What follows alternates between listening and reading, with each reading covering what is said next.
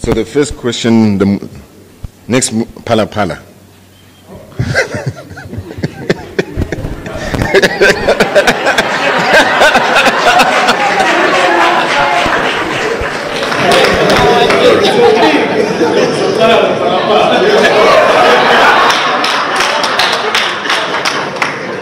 Watch the space.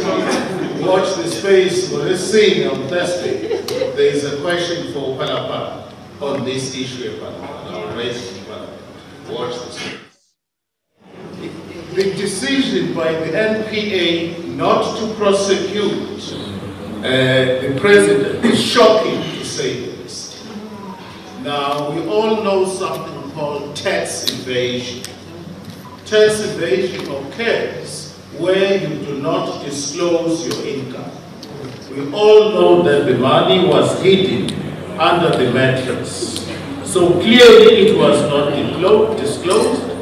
One would have thought there's a very simple answer of how to deal with the issue of Palapa. If, as we all know, money was not disclosed to the taxman and it was hidden under the mattress, it was not disclosed during the year of tax, during the year when tax was paid, it clearly means it was tax evasion. The president evaded tax.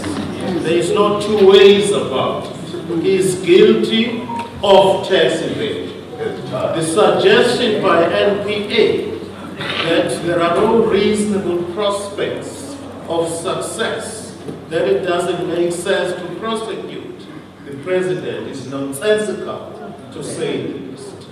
It does show, in my view, that these institutions are being controlled, they are being monitored, and they are being remote controlled by those who support the president. There is a simple English term: those institutions like NPA are captured.